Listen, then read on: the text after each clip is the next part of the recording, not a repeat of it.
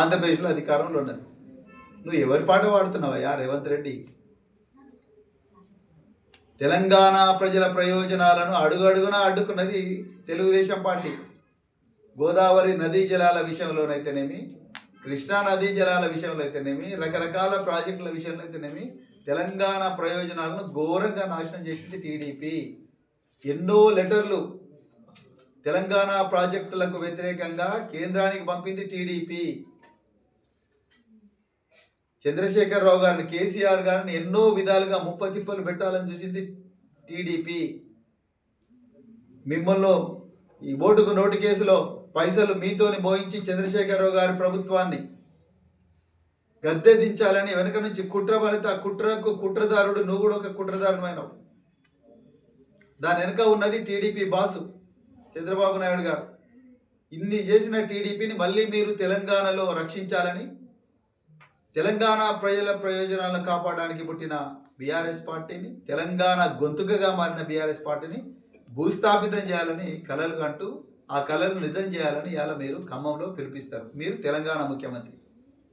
ఎట్లా నమ్ముతారు తెలంగాణ ప్రజలు రేవంత్ రెడ్డి గారు మిమ్మల్ని? ఇలా హరీష్ రావు గారు చేసిన పాపం ఏంటి? గోదావరి నదీ జలాలను దొంగచాటుగా బనకచెర్ల రిజర్వాయర్కు తీసుకుపోతున్నారు ఆంధ్రప్రదేశ్ ప్రజలు చంద్రబాబు నేతృత్వంలో అని ప్రశ్నించడం హరీష్ రావు గారు చేసిన తప్ప. పాలమూరు రంగారెడ్డిలో కృష్ణా నదీ జలాలను, పాలమూరు రంగారెడ్డి ఎత్తిపోతల పథకంలో 90% పనులు పూర్తయినాయి. 10% ప్రజలు, 10% ఏవైతే పథకాలు ఉన్నాయో 10% ఏదైతే ప్రోగ్రాం ఉన్నదో ఆ 10%కి నిధులు కేటాయించండి అని అడగడం హరీష్ రావు గారు చేసిన తప్ప.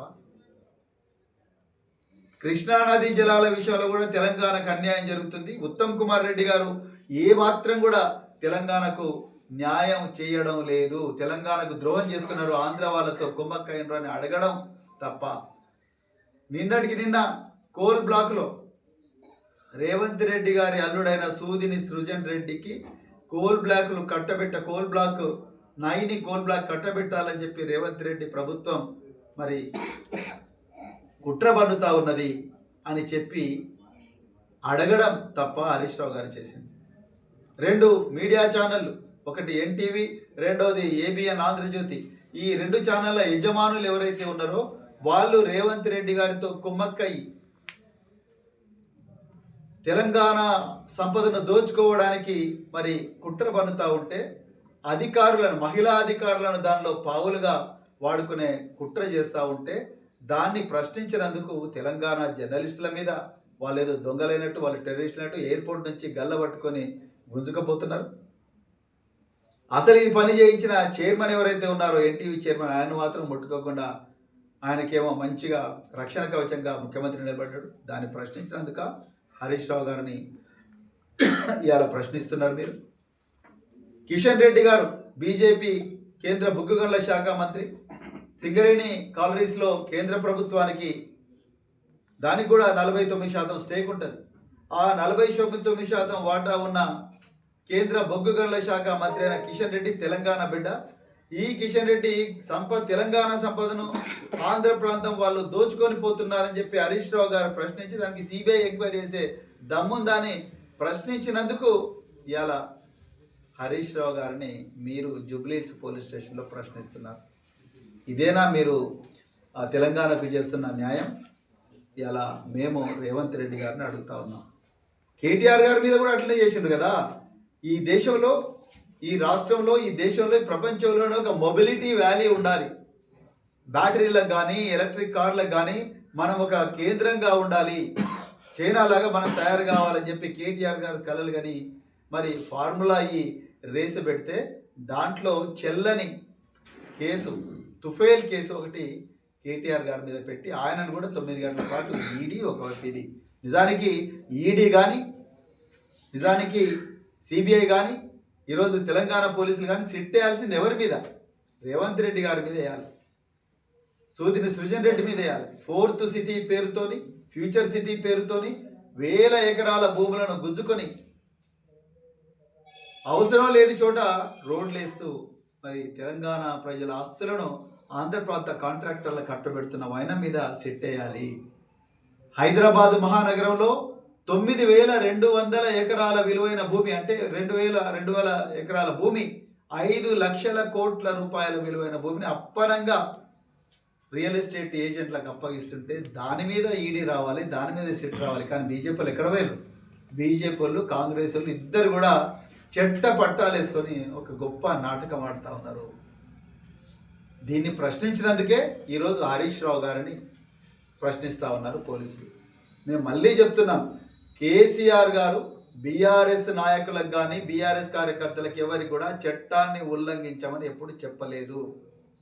తెలంగాణను ఇంకా అభివృద్ధి చేయాలి, తెలంగాణ ప్రజలు అమాయకులు, తెలంగాణ ప్రజలను అమాయకత్వం నుంచి బయటికి తీసుకురావాలి, వాళ్ళ జీవితాలు కాపాడాలి, వాళ్ళని ప్రపంచం గొప్ప జాతిగా, ఒక ప్రజాతిగా తెలంగాణ బిడ్డలను తయారు చేయాలని కలలు కన్నారు తప్ప మీలాగా పట్టపగలే ప్రభుత్వ భూములను దోపిడీ చేయమని చెప్పలేదు. మీలాగా మరి మీ అల్లులకు లేకపోతే ఇంకా మీ బంధువులకు, మీ బెనామీలకు ఎక్సెస్ రేట్లో కాంట్రాక్ట్లు ఇవ్వమని చెప్పలేదు. సింగరేణిలో అయితే ఎప్పుడు -20, -10లో కాంట్రాక్ట్లు కంటబెడితే వీళ్ళు +7, 7% ఎక్సెస్ కాంట్రాక్ట్లు వీళ్ళకు దగ్గరైన బంధువులకు ఇచ్చిండ్రు. సో వీటన్నిటిని కూడా మరి ఈరోజు ప్రశ్నిస్తున్నందుకే మరి మాజీ మంత్రివర్యులు సిద్దిపేట ఎమ్మెల్యే హరీష్ రావు గారి మీద మరి ఈరోజు చేస్తూ ఉన్నారు. మీకు దమ్ముంటే ఎన్టీవీ, ఆంధ్రజ్యోతి వ్యవహారం ఏదైతే ఉన్నదో వాటి మీద చేయండి. క్యాబినెట్ మంత్రులు రోహన్ రెడ్డి గెస్ట్ హౌస్లో తుపాకులు పెట్టి డక్కన్ సిమెంట్ వాళ్ళను బెదిరించిండ్రు.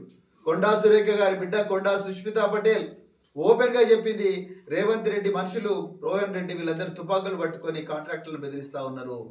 దాని మీద సిట్టేసే దమ్మున్నదా? ఏబిఎన్ రాధాకృష్ణ ఓపెన్గా ఏం జరుగుతుందో ఆయన ఏబిఎన్ ఛానల్లో, ఆంధ్రజ్యోతి పత్రికల్లో రాసిండు. మరి దాని మీద సిట్టేసే దమ్మున్నదా? ఎన్టీవీ చైర్మన్ అరెస్ట్ చేసే దమ్మున్నది అని నేను పోలీసులను అడుగుతా ఉన్నా. మీ సాటి పోలీస్ అధికారైన ప్రభాకర్ రావును ముప్పు తిప్పలు పెడుతున్నారు కదా మీరు, వాళ్ళ కుటుంబ సభ్యులు కూడా వదులుతలేరు. నేను అడుగుతున్నా, ఇలా ఈ ఇద్దరు పత్రికా అధినేతలు ఎవరైతే ఉన్నారో వాళ్ళ మీద సిట్టేసే దమ్మున్నదా? సూదిని సృజన్ రెడ్డిని జూబ్లీ హిల్స్ పోలీస్ స్టేషన్కి పిలిచే దమ్మున్నదా? పొంగిరెడ్డి శ్రీనివాసరెడ్డి కొడుకు రాఘవ కన్స్ట్రక్షన్ అధినేత బాజాప్తా ఓపెన్ బట్టబగలే వట్టినాగులపల్లిలో 3 ఎకరాల భూమిని కబ్జా చేయడానికి ప్రయత్నం చేస్తే హబీబుల్లా అనే ఒక ఇన్స్పెక్టర్ను సిగ్గు లేకుండా మీరు ట్రాన్స్ఫర్ చేసిండ్రు. దాని మీద సిట్టేసే దమ్మున్నదా? మాదాపూర్లో అయ్యప్ప సొసైటీలో దళితుల భూముల మీద ఘోరంగా పట్టపగలే దౌర్జన్యం జరుగుతూ ఉన్నది. దాని మీద సిట్టేసే దమ్మున్నదా? అదేవిధంగా షాబాద్లో కానీ, అదేవిధంగా ఖమ్మంలో కానీ ప్రతి చోట కూడా పేదల భూములను గుంజుకుంటా ఉన్నారు. ఇప్పటికీ 120 మంది గురుకుల విద్యార్థులు ప్రాణాలు కోల్పోయినారు. వాటి మీద సిట్టేసే దమ్మున్నదా? వీటన్నిటి మీద దమ్ము లేనప్పుడు మీరు హరీష్ రావు గారిని పోలీస్ స్టేషన్కు పిలిచే నైతిక హక్కు రేవంత్ రెడ్డి ప్రభుత్వానికి, పోలీసులకు లేదు. నేను పోలీస్ అధికారులకు మళ్ళీ చెప్తున్నా, మిత్రులారా, నేను కూడా మీలో ఒకప్పుడు 26 సంవత్సరాలు మీతో పాటే నడిచిన, మీ దాంట్లో చాలామంది కూడా మనం అందరం కలిసి పనిచేసినాం. దయచేసి రాజకీయాల్లో ఏ పార్టీ కూడా శాశ్వతంగా అధికారంలో ఉండదు. ఈరోజు అధికారం ఉన్న పార్టీ రేపు ప్రతిపక్షంగా వచ్చారు, ఈరోజు ప్రతిపక్షం ఉన్న పార్టీ రేపు అధికారం రావచ్చు. కానీ మీరు మాత్రం రేవంత్ రెడ్డి ఇస్తున్న అక్రమ ఆదేశాలను పాటిస్తూ ఈరోజు ప్రతిపక్ష పార్టీలను ముప్పుతిప్పలు పెడుతున్నారు. ఇది చాలా క్లియర్గా అనిపిస్తున్నది. కానీ రాబోయే రోజుల్లో మీరు ఏవైతే ఎక్సెస్ చేస్తూ ఉన్నారో, మీరు చట్ట వ్యతిరేకంగా చేస్తూ ఉన్నారో, ముప్పు తిప్పలు పెడతా ఉన్నారో అక్రమంగా, చట్ట వ్యతిరేకంగా, వాటన్నిటి కూడా మీరు సమాధానాలు చెప్పాల్సిన అవసరం ఉంటుంది. ఆ పరిస్థితి తెచ్చుకోకండి అని చెప్పేసి నేను మళ్ళీ మీ ఇంతకుముందే కూడా చెప్పిన, మళ్ళీ నేను చెప్తున్నా. అదేవిధంగా మరి కాగజ్ నగర్ విషయానికి వస్తే ఈరోజు